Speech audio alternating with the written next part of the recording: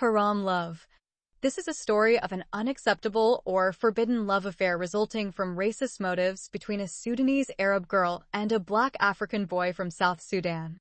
It was written in English and translated into Arabic by Dr. A. Ahmed. Copyright. All rights are reserved. No part of this book may be reproduced, stored in a retrieval system, or transmitted in any form or by any means without the prior written permission of the author except by the reviewer, who may extract brief passages from the review for printing in a general magazine, a school journal, or a university article. All characters in this novel are fictitious and any resemblance to real people, living or dead, is purely coincidental.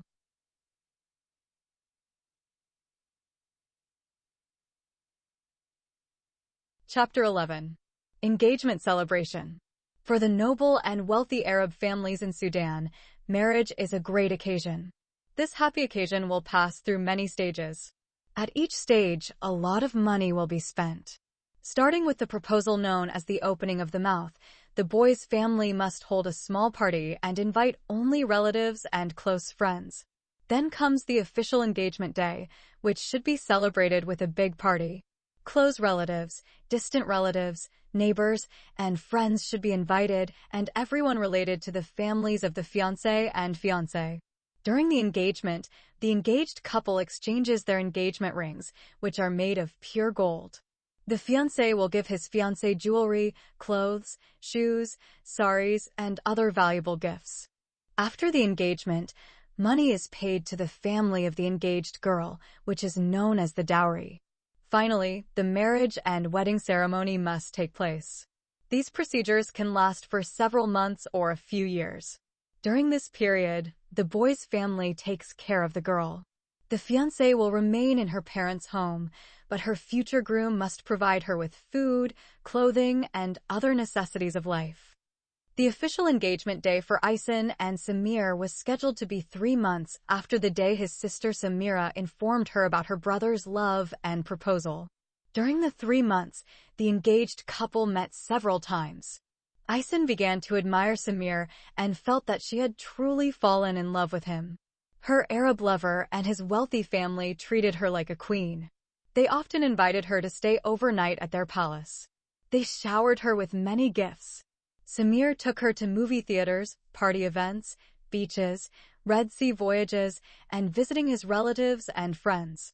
Aysen became attached to him during those 3 months. By then, she was completely convinced that he was her right choice as a life partner. For their honeymoon, he promised to take her out of the country to visit the cities of Alexandria and Beirut in Egypt and Lebanon and enjoy their beaches. Although he is incredibly open and close to her, the customs and norms of their Arab Muslim community require that they never cross boundaries in their relationship.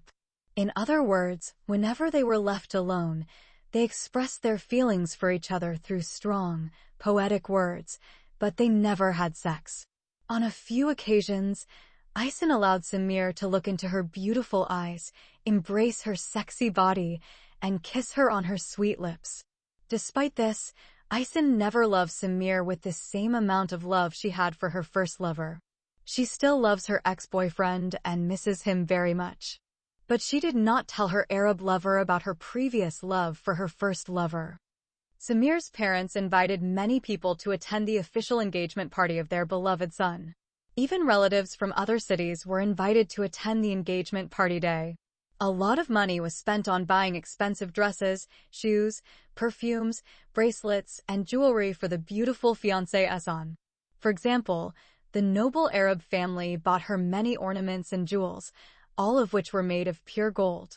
The wealthy family also spent a lot on food, drink, celebration, and accommodation for relatives who came to attend the engagement party from other cities. Famous singers were booked for the night party. Among the singers, there are popular Sudanese female singers known as goalkeepers. They are not football players, but singers who have more fame and fans than those who love sports. Their popular songs contain vulgar street lyrics and are loaded with sexual desires and excitement about sexual practices between young men and women. On the day appointed for the engagement party, some beautiful girls took Aysen to the beauty salon to have her hair styled and her body decorated with expensive jewelry. An expensive and beautiful engagement dress specially designed to suit the beauty of the fiancé and add fun to the happy occasion. The engagement party is scheduled to take place at 8 o'clock in the evening at Aunt Khadija's house. After the fiancé and fiancée exchange engagement rings, food and drinks will be served to the guests. The party will start after the guests finish eating. At 5 o'clock in the evening that day, the Arab lover, Samir, and members of his noble family, relatives, friends, and neighbors left their luxurious palace and headed to the humble home of police officer Khaled Mohammed Yahya. On a normal day, the distance between the two houses could be covered in 20 minutes, but on this special day, the group's trip took 2 hours. More than 30 cars follow the beautiful car carrying the beloved Arab fiancé Samir and his close friends. Behind his car were the cars of his father, mother, brothers, and sisters. After they followed the cars of relatives, friends, and neighbors, carrying their women, daughters, and children. The long train of vehicles circled the city before arriving at the headquarters where the engagement party was to be held. It's like in the good old days when people used to travel from Europe to India bypassing Cape Town in South Africa before the Suez Canal was dug in Egypt, which connected the Red Sea and the Mediterranean Sea and helped ships reach the Indian Ocean as soon as possible. This march is known in Sudan as the March of Sayara of the groom or fiancé to the home of his fiancée or bride. Women and girls sing a famous folk song called Al-Adil wal Al-Zain and Al-Arasiro. As cars drive slowly through the city, girls sing wedding songs, women ululate with joy, young men clap their hands, little children scream, and drivers constantly blast their horns. Thus, they led the fiancé to his fiancée. The entire city's residents came out of their homes to see the handsome fiancé and the beautiful girls. However, not everyone was happy with this great display. Envious women considered it just a show-off by the rich. The jealous girls thought that the fiancé was not beautiful enough to deserve this honor, although none of them saw the girl Ison. Lustful men wondered if this show-off were being made at an engagement party, what would the noble family do on the actual wedding day? The old folks concluded that the wealthy fiancé's family might turn the city upside down. At 7 o'clock in the evening, the long train of cars reached its final destination. All the engagement party guests got out of their vehicles. Handsome friends and beautiful girls surrounded the noble Arab lover Samir Wad Masood. His mother was the first to get out of her car. Her husband, daughters, sons, brothers, sisters, relatives, neighbors, and distant relatives gathered around her. The large crowd moved, accompanied by the fiancé Samir Wad Masood, and stood in front of the house of the fiancé, Ison Sulla al-Junaid. Police officer Khaled Mohammed Yahya, his mother Khadija, and his wife Sulwa came out of their house to receive the guests. Aunt Khadija carries a jug full of white and pure milk. She threw all the white milk into the air. Drops of milk fell like dew from the sky on the handsome fiancé and his companions. The wife, Sulwa, opened an expensive perfume bottle and threw her perfume at the fiancé, Samir, and his friends and relatives. Then the happy Aunt Khadija opened her mouth, put her thumb and fourth finger on her teeth, ululated loudly with ululations of joy, and the girls sang again the song of Al-Adil and Al-Zain. Other women imitated her and made ululations of joy with their tongues and lips. Other women expressed their happiness by singing sweet engagement songs. Officer Khaled invited the handsome rich Arab lover, Samir, his noble family, and his guests to enter the house. It took the company half an hour to enter the house and fill the spacious compound. Chairs and benches were arranged in long rows. The long, colorful carpet on which the fiancée would dance for her fiancé, and the girls would dance after they covered the spacious floor. Guests were asked to take their seats. 3 large ladies forbade the children from sitting on the chairs. They asked them to sit on other carpets. The 3 women carried long whips in their hands to discipline any child who refused to obey their orders. Some adults were also forced to sit on carpets due to the lack of sufficient chairs. Some girls as well as some boys had to stand on their feet when there was no place to occupy themselves. Once the guests were seated, the boys and girls began distributing sweets and soft drinks. The Arab fiancé, Samir Wad Masood, was directed by Officer Khaled to a platform that had been specially prepared for him and his fiancée. As the Arab lover occupied his comfortable throne near the other empty throne of his beloved Isin, a lady stood below the stage and made the following announcement. Ladies and gentlemen, the fiancée came with her friends from the beauty salon, and she is now at the house of the neighbor Hajj Hamd. Soon she will come and enter here with her entourage. No one may stand or move from his place to see the fiancée as she enters. These instructions are especially for children. The children do not move or stand when the beautiful fiancé passes. If any child stood or moved, he would be hit on the back or buttocks with a long whip. Is this announcement clear to you, children? Yes, the children all said in unison. The beautiful fiancée, Isin, will come and sit there next to her handsome fiancé, Samir. Everyone will be able to see the beautiful fiancée when she sits on her throne near the throne of her handsome fiancé.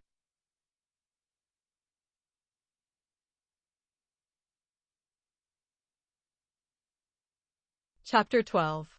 The Scandal of the Runaway Bride. Shortly after the above announcement, the beautiful fiancée Isin entered, surrounded by 5 beautiful girls from her entourage, as if she were a beautiful queen who had come to meet her handsome king. She walks slowly and gracefully. She is wearing a beautiful white dress. She holds the flower boutique in her hands. She is wearing red high heels. She is decorated with many pieces of jewelry made of pure gold. She is incredibly attractive in her new engagement dress.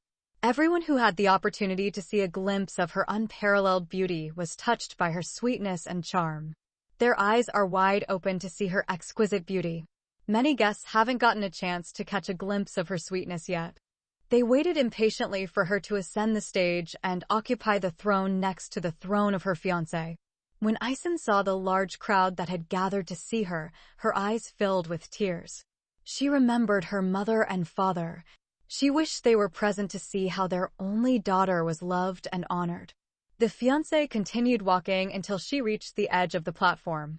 The 5 attached girls turned back when they saw the fiancé coming down to receive his fiancée. Isin felt Samir's gentle hand touching hers. He began to take her slowly and carefully to the top of the platform where there were their beautifully decorated thrones. When they reached their chair, Samir whispered in her ear, "You are so beautiful tonight." "I love you so much, Isin." She did not respond to his emotional words, but rather her eyes revealed to him the joy in her heart. Then the 2 Arab lovers sat down in their thrones and faced the crowd. All this time the crowd was so quiet that one could have heard a pin drop. Then the lovely fiancée Isin slowly and shyly raised her head and looked at the crowd. Her beautiful eyes kept roaming here and there on the many faces looking at her angelic face. Very suddenly, the joy of their wonderful engagement evening was disturbed by the screaming of a woman's loud voice. The loud sound surprised everyone, as if a strong thunderbolt falling like a lightning bolt that struck everyone. It filled every heart with fear, panic, horror, and dread. "No, no, no," thundered the lady's voice. All faces turned to the woman. Everyone stood on their feet. Every ear waited for the woman to announce the reason for her sudden and unexpected objection. "My heart will stop. I will die," the extremely frightened woman screamed.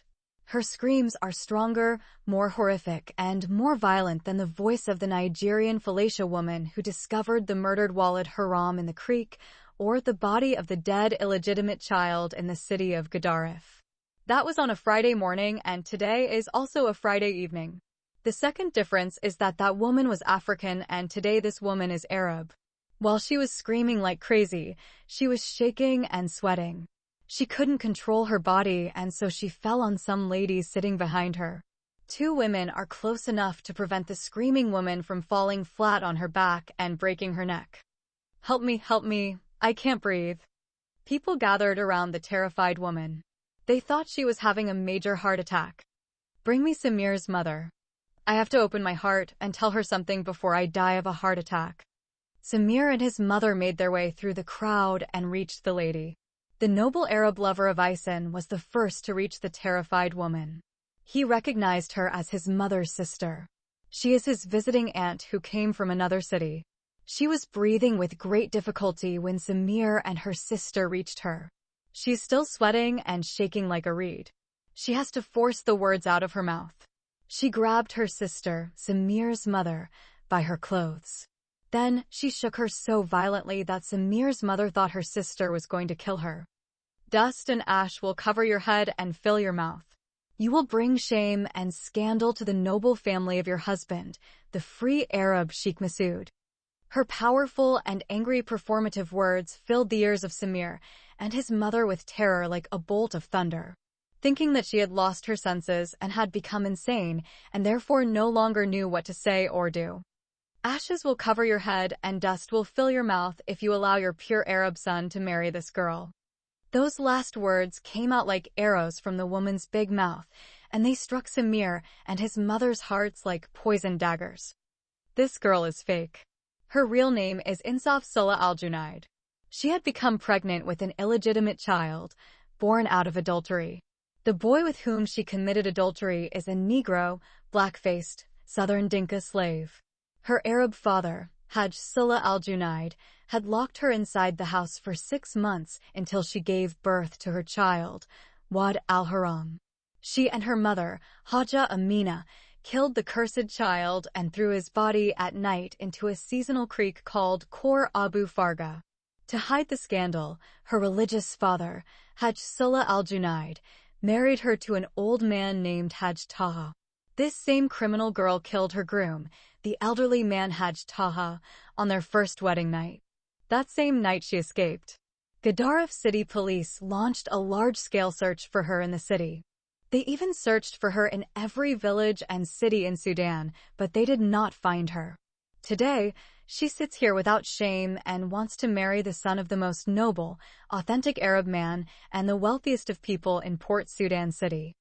Everyone has heard the shocking news about the horrific and astonishing crimes that the angry aunt of Samir shouted at them one after another. So, they entered each ear and numbed it. The performative words sank into their hearts and created terror. Their fear and shock turned into anger. Slowly, each pair of eyes turned from the informing aunt to the fake girl. She's not there. The empty throne appeared to the angry crowd in the form of a magic chair that suddenly caused her to disappear into the night. All of them, men, women, and children, searched the entire house of police officer Khalid. Young men and women dispersed in all directions to pursue the criminal girl, but no one found the adulteress Insaf who killed her ill-gotten child and also broke the neck of her old groom, Hajj Taha. Meanwhile, as soon as she left the house of police officer Khalid Muhammad Yahya, the runaway fiancé Aysen stopped the first taxi driver who came her way. In a breathless voice, she asked the driver to hurry to the general railway station of Port Sudan City. The driver became more impressed by her stunning beauty than her request. He pushed the taxi door open and asked her to take the seat next to him.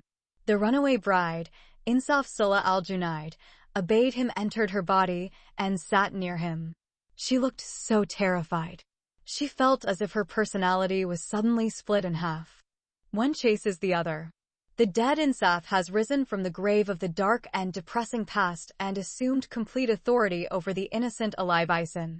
She can still hear the angry woman's voice, as if she were an unjust judge, issuing a death sentence against the fiancé, Aysen. Insaf closed her eyes and put her fingers to her ears to block out the hideous vision and sound of the woman's performative words.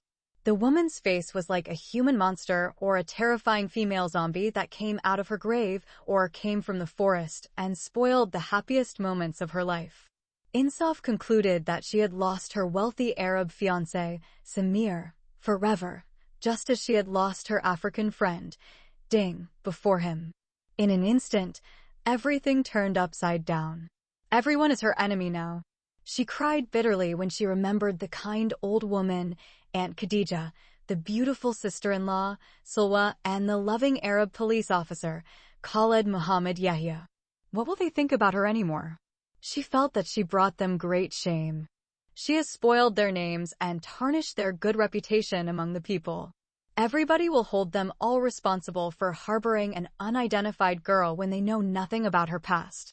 How can they marry a strange girl with no lineage to a pure Arab boy like Samir, son of the wealthy Sheikh Masood, when she is not one of their relatives? How can Haja Khadija claim that the girl is related to her and swear to God that she has a blood relationship with her family when she is not? How can the police officer, the senior official in Sudanese trains, Khalid Mohammed Yahya, justify himself before the law when he is now accused of harboring a criminal girl who murdered her child and her husband? These questions continued to plague the conscience of the bride, who was fleeing from the body of her murdered husband and fleeing from her fiancé. She wished she were dead and not alive so that she would not have to witness such a black and fateful day.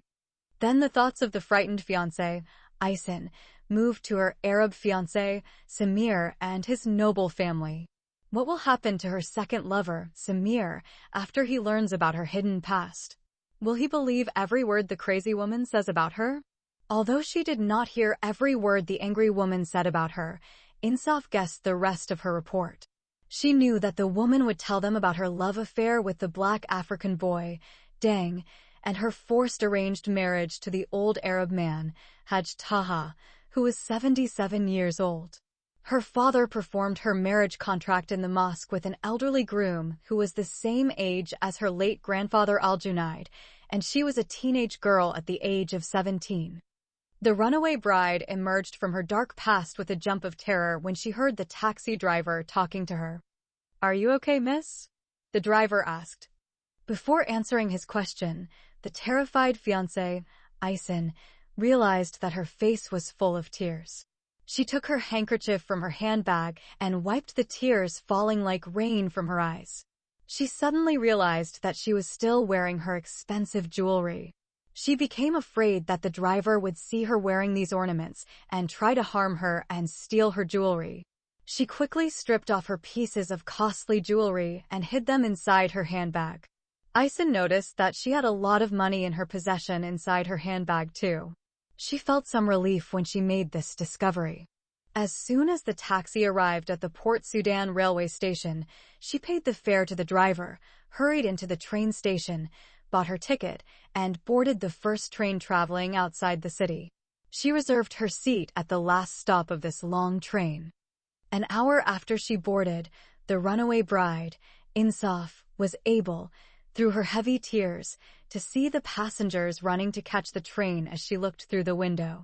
People standing on the platform waving their hands goodbye to their relatives. The train's speed increased rapidly. The beautiful fiancée, Aysen, slowly raised her hand and said sadly, "A final farewell, my Arab fiancé, Samir.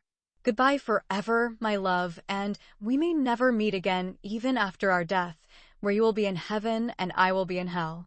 The long train came out quickly like a missile launched from the ground to the ground, heading towards the plateau of the majestic mountains of Port Sudan. When she reached the mountains, the fugitive wife, Insaf, was unable to see the city lights. Darkness spread everywhere like the dark cloudy sky during autumn in mid-August. She let her memories free rein to relive the painful events of the past. She was forced to remember those dark days when she was locked in her room as an outcast girl who was isolated from others because of a dangerous disease she carried in her body like the plague or the coronavirus. Insaf was still feeling her father's harsh beatings, and his repeated threats to kill her in an honor-killing her angry mother fed her in her confinement room as if she were a lunatic young woman. If she dared to leave the house, her father would swear to slaughter her with his knife, just as a sheep is slaughtered. Over and over again, he yelled at her for bringing scandal to the family by associating herself with that damned black slave. To calm his boiling anger, he shaved her head and made her bald, tied her with ropes like a rabid dog, forced her to spend days and nights without food, and flogged her constantly with the Alangi whip, which was like a cat-o'-nine-tail. Her cruel mother forced her to undergo female genital mutilation without any kind of freezing or anesthesia. Her angry mother had brought an old hag circumciser who used a kitchen knife to mutilate her daughter's private genitals. It was the most painful surgical procedure the imprisoned daughter, Insaf, had ever gone through. For her, it was more cruel and more painful to her genitals than cutting off her head with a sharp dagger. The demented old circumciser used a cooking knife to circumcise her genitals, which were already mutilated in childhood. Finally, her evil, Religious father Hajj Sulla married her to an old man, Hajj Taha, who was older than her late grandfather Al-Junaid. She begged her mother to prevent her father from selling her in marriage to the hunchbacked old geezer. But her pleas did not convince her cruel mother and did not move her father's hardened heart. She is only 17 years old, and her old man groom is 77 years old. He is the same age as her grandfather Al-Junaid. He is a polygamous man, already married, with 3 harems hanging in his ropes and many sons, daughters, and grandchildren. The minor bride, Insaf, recalled her struggle with him when he entered her prison room at night and tried to rape her. She kicked him with her legs, scratched his face with her nails, bit his hands with her sharp teeth, and beat his decrepit body with her fists. When all her efforts did not succeed in removing him from her body, she tried to kill him. The bride Insaf remembered when she pushed her aged groom and the old geezer fell on his back and hit his head on the ground. The hard floor crushed his fragile skull and blood poured from his head. He struggled for a while before dying like an old camel foaming in his mouth because he got hit in the neck with an axe. He was unable to violently rape her and rob her virginity as he intended before she sent him to the grave. The trapped bride stood terrified, looking at the lifeless body of her old groom, and every member of her body was trembling. His eyes bulged wide open. His head and mouth are bleeding. Insaf never expected that one day she would cause someone's death. Her heart was beating fast, and her body was sweating profusely. In that terrifying moment, she felt like another being emerged from her body and forced her to escape. She opened the door and ran. For the first time in 6 months, the door to her prison room was left open from the outside. She reached the outer door at the speed of light, opened it, and fled in terror as if the devil were chasing her with a pitchfork in his hands. She did not stop or look behind her for fear that she would turn into a pillar of salt like the wife of Lot. More than 15 rabid dogs chased her, but none of them were able to catch up or overtake her.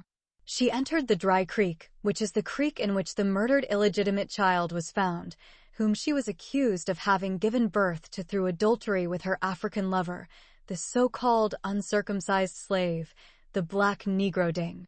The runaway bride ran into the deep creek like a frightened cat. The darkness of that sultry Friday night made the deep creek seem like a long dark tunnel. She could only see her way through her past memories of the creek Khor Abu Farka. She stuck her legs in the holes, tripped over bushes and garbage several times, and fell over her body repeatedly. She continued her escape until the creek brought her to an open place under the railway lines. So, she left that scary creek and headed towards the only railway station in her city, Gedaref. She had no travel plan or specific goal, except that she wanted to be as far away from the old man's corpse as possible. Then runaway bride Insaf found a train that had just arrived at the station and climbed inside. She didn't have money to buy a ticket. She had no idea whether the train was heading east or west. The old man's horrific dead body continued to haunt her all the way from the city of Gedaref to the city of Port Sudan. The wayward bride, Insaf, knew and understood that she would have to remain on the run from the police and justice for the rest of her life.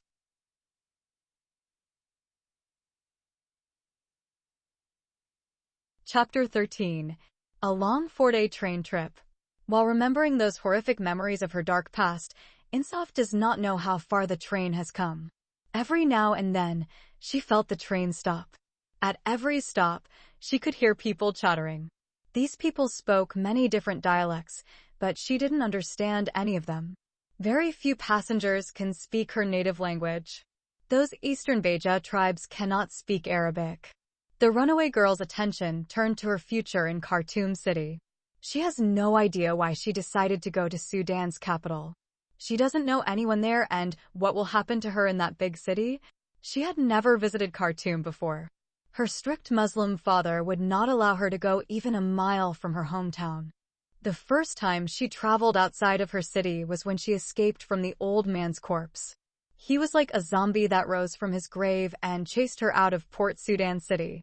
She doesn't know how long she can hide from the police. When the police catch her, she is expected to be tried and convicted by the criminal court as the murderer of her husband on their first wedding night, and the judge sends her to the gallows. Such a prospect terrified her and thus changed the course of her thoughts. Once again, she began to think about her future in that large cosmopolitan city. Insaf heard from her classmates at the girls' school and her neighborhood girlfriends many horrific stories about life in Khartoum. She heard that some innocent girls her age had been kidnapped, raped, and murdered. Other girls were subjected to intimidation, sexual blackmail, and forced into prostitution and slavery. She also heard that women in the city of Khartoum enjoy such freedom that they walk in the streets almost naked or half-clothed. Young women do not wear the hijab, niqab, abaya, or sari. A girl can wear pants and a shirt like a boy. Some girls wear bikinis and swim in swimming pools and Nile beaches, almost naked in front of everyone. Some liberal women smoke cigarettes, drink alcohol, and use snuff and drugs like men. Some girls even ride bikes and drive cars. Therefore, there are no significant differences between males and females in this global city of Sudan, which is called the Triangle Capital. The runaway bride Insaf came out of her deep thoughts with a jump of fear when a woman spoke to her. "How are you, my daughter?" an elderly woman said. The frightened girl replied, "I'm fine, Aunt. Please come and join us for breakfast." "Thanks, Auntie. I'm not hungry." "What is your name, sweetheart?" "My name is Ishraka Salah al-Junaid." Insaf lied again about her name. "My name is Nafisa, and this is my cousin Hafsa. We are traveling to Kassala City." "What is your final destination?" "I am traveling to Khartoum." "Khartoum is on this slow train. We ask God to help you and send his angels to protect you on your long journey." "Thank you, Aunt Nafisa." The two women began to devour the food loudly as if they had never eaten chicken before and left our Insaf to her thoughts. The runaway fiancé, Aysen, was surprised when she learned that the next day escape from her fiancé, Samir, had already begun. She looked out the window and saw sunlight. She understood from the two women's conversation that they were close to the city of Kassala. The wayward bride knew that the second largest city after Kassala was her city of Gedaref. She is afraid that one of her relatives or neighbors will see her at the train station, recognize her, and report her to the police. So, she decided to hide in the toilet until the train passed her home city. At Kassala station, the two women got off and new two women took their seats. They asked related questions to the teenage girl traveling alone, Ishraka Salah al-Junaid, and then talked among themselves. At Gedaref station, while Ishraka was hiding in the toilet, an obese woman took her seat. When the train left the city of Gedaref and reached the town of Al-Hawada, the escaping girl came out of her hiding place. Then she came to her place and asked the fat woman to give her a seat. The runaway girl, Insaf Salah al-Junaid, presented a confirmed booking ticket in her name from Port Sudan to Khartoum. However, the large woman refused to give up the seat until all the other women collectively threatened to call the police on her. She is a short and bulky African lady with muscles like a man. Because she was afraid of the police and not the women, the large woman gave Insaf her seat. At the Sinar al-Takwat interchange station, many African women stormed the ladies' compartment. None of them have a ticket or reservation. Shortly after the train left Sinar al-Madina city, some of these women were arrested by the police and taken to a police custody room. In the city of Wad Madani, the passengers who entered the train seemed more civilized and spoke more politely than those who were actually inside the train. On the fourth day, after a long and exhausting journey, the worry-free train finally arrived with the runaway bride at Khartoum General Railway Station. The displaced fiancé and runaway bride, Insaf Salah al-Junaid, exited the train and stood among the crowd of passengers. She does not know where to go and to whom to go. Once again, she lost her way, as she did when she arrived at the railway station in Port Sudan City more than 6 months ago. She knows what would happen to her if she dared to go out into the crowded streets of Khartoum City. She has no address or contacts in the major international city. The newly arrived homeless girl Ishraka Salah al-Junaid stood like a lifeless statue and began to cry and shed copious tears over her miserable situation.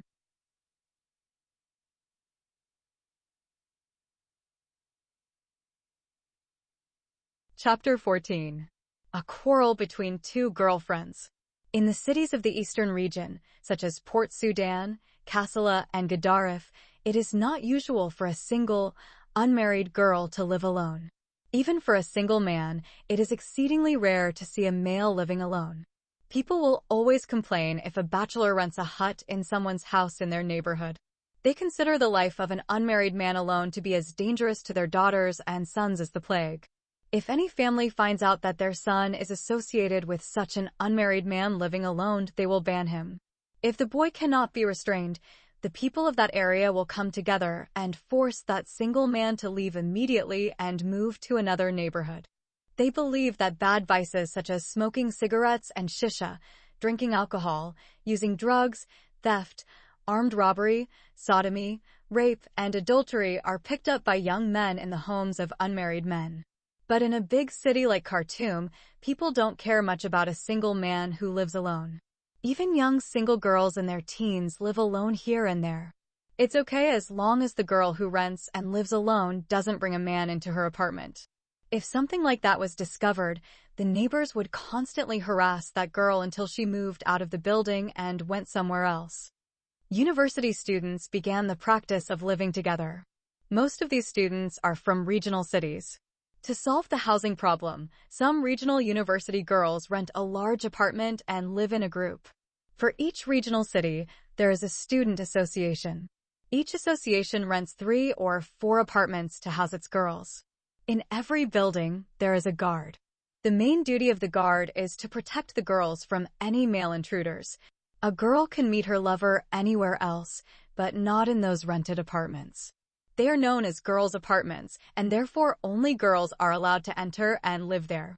In one area of Khartoum, neighbors began to feel uneasy about the activities of 2 teenage girls from the cities of Port Sudan and Kassala.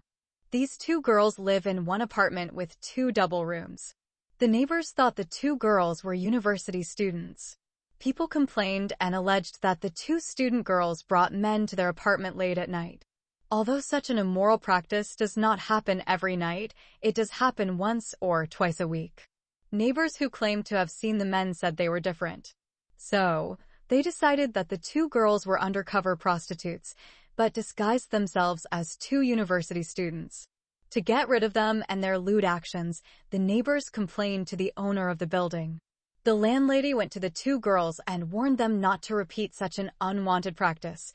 The 2 girls swore to God that they had not engaged in such kind of immoral activities, nor had any kind of bad male visitors coming to their apartment at night. After another week had passed, the landowner came to the 2 tenants again and informed them of the second complaint she had received from the neighbors. Then she gave them her final warning. But the second complaint caused a division and a quarrel between the 2 girls. The girl, Ishraka Sulla al-Junaid, the younger and more beautiful of the 2, said, "If we are both innocent, how come the neighbors always claim that they see some men entering our apartment in the middle of the night?" The older girl, known as Badriya Adarub, said angrily, "Are you accusing me, Ishraka, of bringing men to the apartment at night? Listen, Badriya, if you invite your boyfriend to come to the apartment at night, I will not stay with you anymore. I used to bring him to the apartment, but I stopped when you started complaining and objecting to his coming. We meet now in a public park, in a movie theater, or on the riverbank and have an enjoyable time as 2 friends who intend to marry Islamically and have halal sex. So, I haven't had sex with him yet, and I'm still a virgin, just like my mother gave birth to me. I allowed him to kiss me on the lips and embrace my body, and I told him that I would not allow you to touch me under my belly button until after a permissible marriage according to the Book of God and the Sunnah of his Prophet. Anyway, if these accusations from the neighbors are true, I will know soon." "You mean to say that you don't believe me in what I told you about my lover? Are you accusing me, Ishraka, of lying to you?" "It's not me who accuses you, but our neighbors always accuse us." "Why me? You're the girl who brings men here at night. You know I would never do such an immoral act. I don't even have a boyfriend like you. Is this the way you reward me for the good I did for you, Ishraka? Are you accusing me of being a bad girl?" "I told you that I was not the one who started the accusation, but our neighbors accused us of being bad girls." Since I don't have a boyfriend and I'm not interested in having a lover, it's reasonable for me to conclude that you bring some guys into your room at night. Why aren't you the accused girl who has a secret lover who comes to her room at night and has sex with her in her bed? I don't have a love affair with any man. You are the girl in this building who makes friends with many young men, and you bring these guys to your room at night whenever I go to sleep in my room and engage in fornication with them for wages, as prostitutes do. How do you say that to me? What is your evidence? Can you tell me where you get your money? You have a lot of money, and you only get out of here in the evening.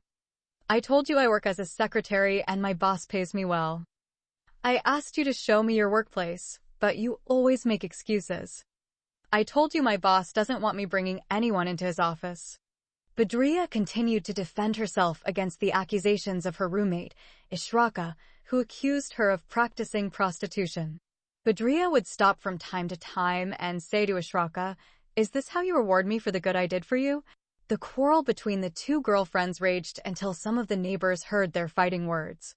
Finally, Badriya stood on her feet and looked at Ishraka angrily, as if she wanted to jump on her and strangle her to death, but she left the dining room, entered her room, and closed the door behind her so violently that she almost broke it.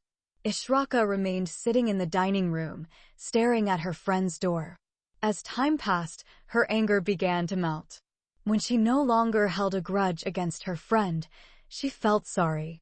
Ishraka hoped that her friend Badriya would open the door of her room and come out and apologize to her for accusing her of committing adultery.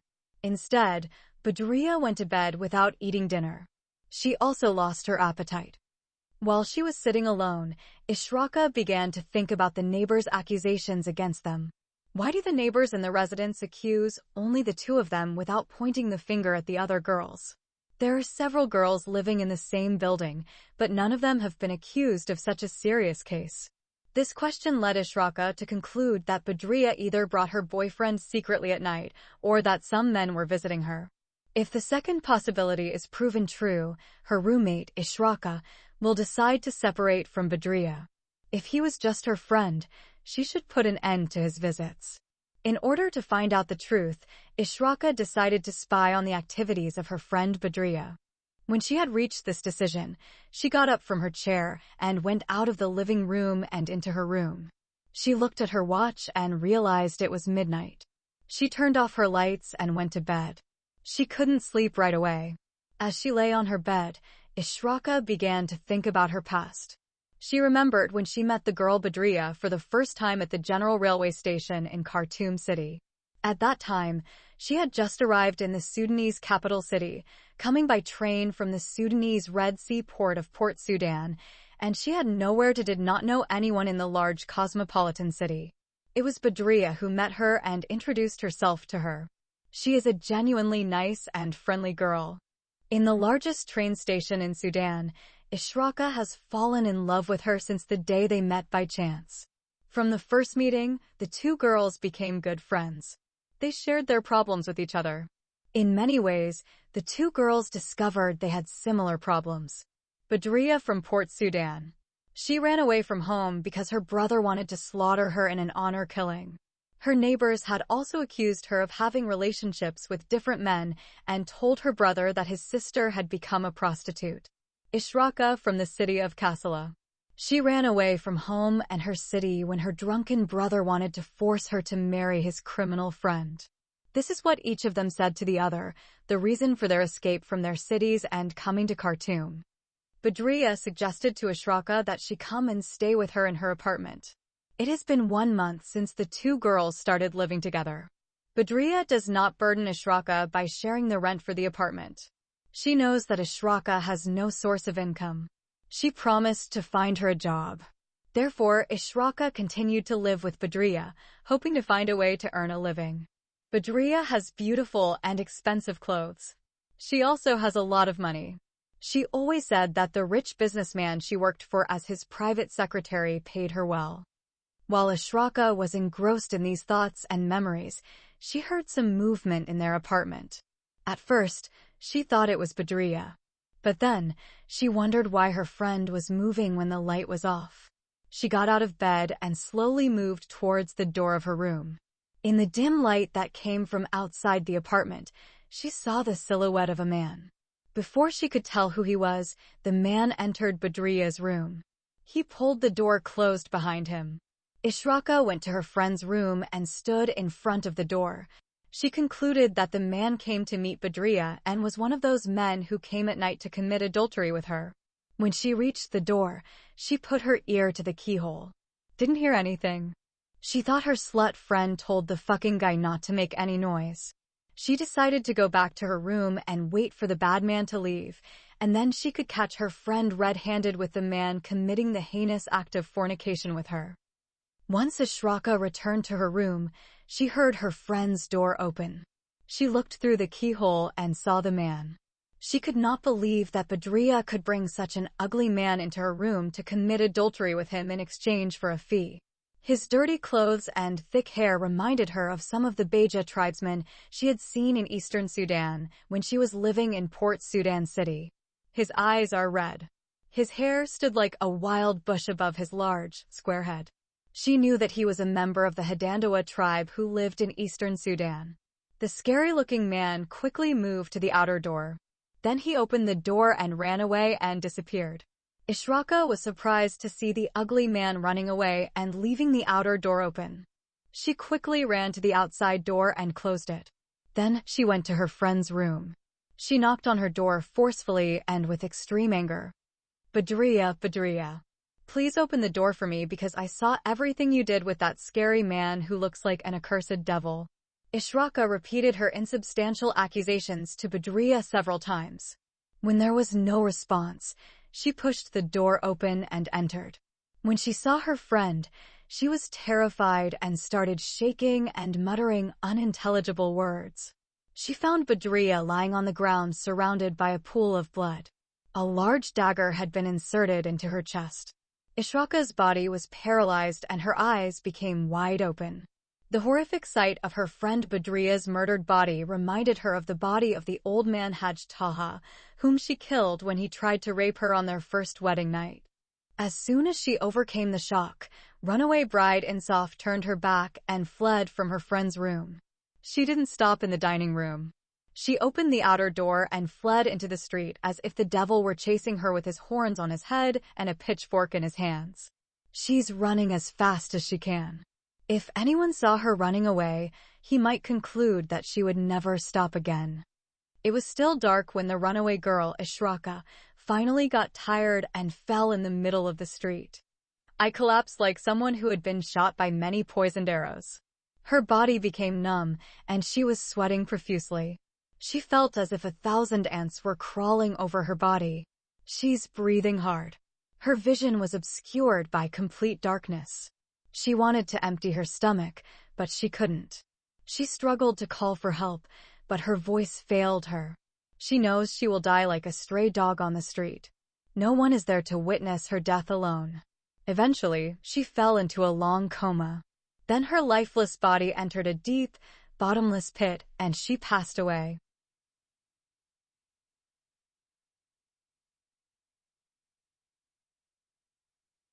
Chapter 15. In the worst, most dangerous, and dirtiest hospital in the world.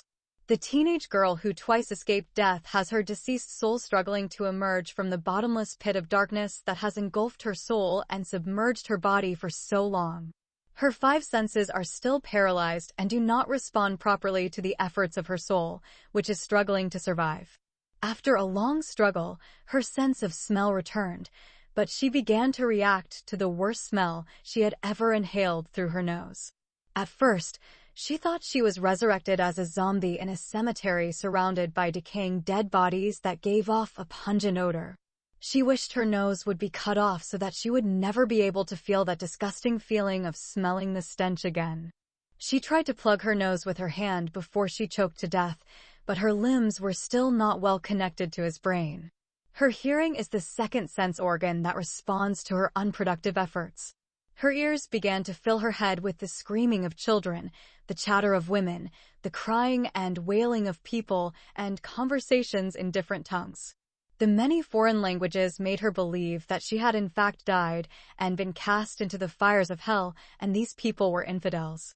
The terrible heat that she feels as she burns her body confirms this belief that she was thrown into hell with the immoral infidels, who are the wood for the fire.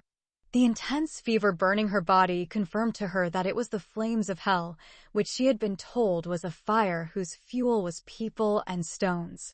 Her tongue is the next organ to start working. She felt a very bitter taste in her mouth. She thought it was the bitter taste of the zakum tree, which the Holy Quran said the infidels would eat in hell instead of food. But when she opened her eyes and looked around, her new discovery refuted all her previous conclusions. She found herself neither in hell nor in jail, but in a hospital. It is Omdurman General Hospital, and it is worse than hell, than a cemetery, a toilet, a sewer, or a prison. This hospital was built a century ago at a time when the British colonialists ruled Sudan with iron and fire. Since the British built the hospital more than 100 years ago, no renovation, restoration, expansion, construction, or addition to the ancient building has been made. When the hospital was established, the total population of Omdurman city did not exceed a few thousand, but today more than 5 million people live in that city.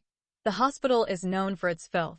It is dirtier than the filthiest public toilets stinking of urine and feces or the disgusting putrid sewers in Sudan. The Khartoum government recently issued what it called a call of hope.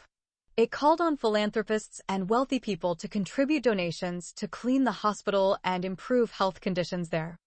Patients who entered the hospital with simple, non-fatal diseases such as headache, fever, and stomach problems were discharged with infectious and deadly diseases such as cholera, AIDS, tuberculosis, Ebola, and the coronavirus. Nurses act like doctors and doctors think they are gods on earth. Many nurses never went to nursing school, and some doctors never went to medical school. Some nurses and doctors do not know how to read and write because they have never gone to school in their entire lives. It is a widespread practice in this hospital for female patients to prescribe medication to other female patients.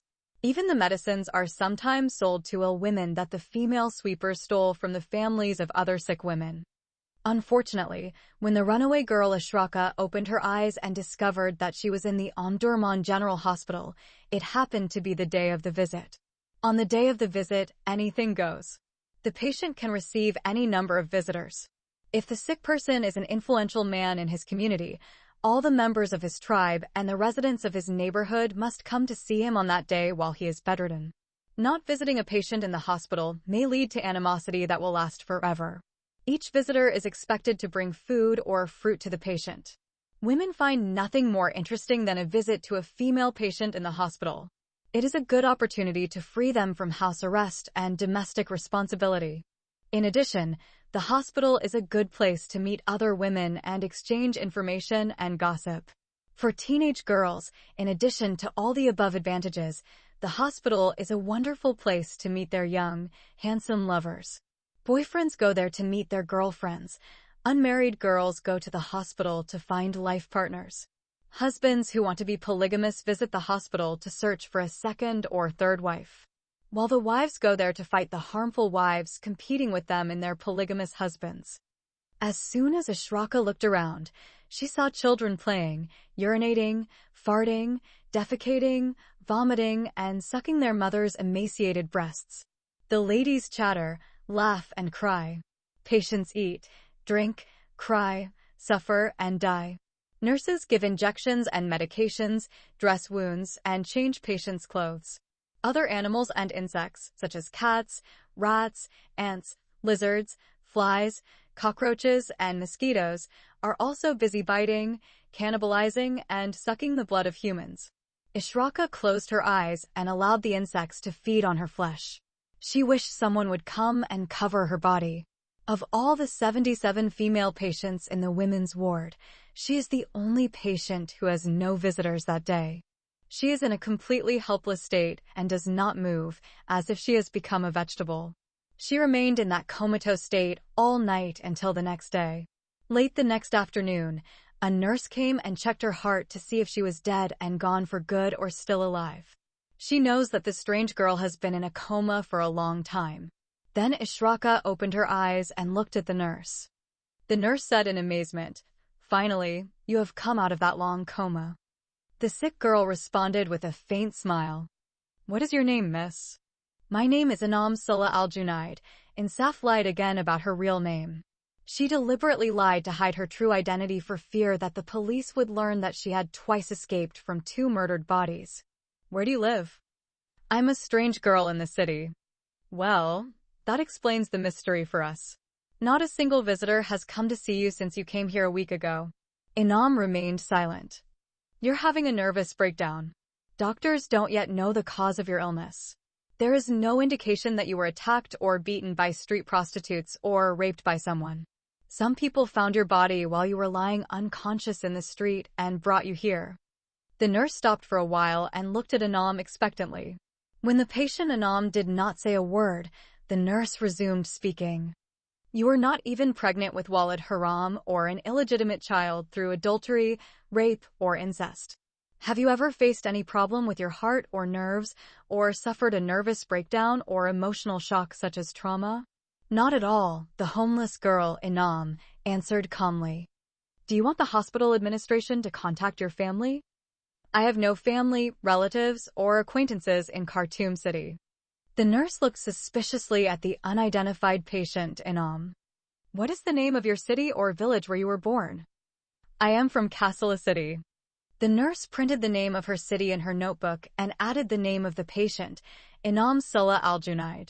Then she looked seriously at the patient, who looked like an outcast with no lineage or a relative, for some time before she left. Inam remained in that dirty hospital for another week before she was able to stand on her feet and walk around. Before her body regained full health, the nurse informed her that she would be discharged from the hospital the next day. She told her that there were many female patients who were in serious condition and lying lifeless on the ground outside the women's ward, waiting for some beds to become empty to accommodate them. At any rate, the 2 nurses who spoke to the patient, Inam, are fake nurses, and the doctors who treated her are hoax doctors. None of them are qualified in the field of medicine. These 2 nurses did not go to the High School of Nursing, nor did the 2 doctors go to the Faculty of Medicine at the University of Khartoum. The 4 obtained their professions and jobs with forged medical certificates. However, that night, the runaway bride, homeless on the streets and escaping justice, began to worry about her next move. She is determined to sever any ties to her past as Insaf, as Aysen, and as Ashraka. She knows that someone killed her friend Badriya. She doesn't know who that horrible-looking man was who broke into their apartment at night and killed her friend, nor why he killed her. She decided not to try to find out for fear of getting involved with the police authority. She knows that she is a runaway bride and that she is wanted by the police for killing her 77-year-old groom.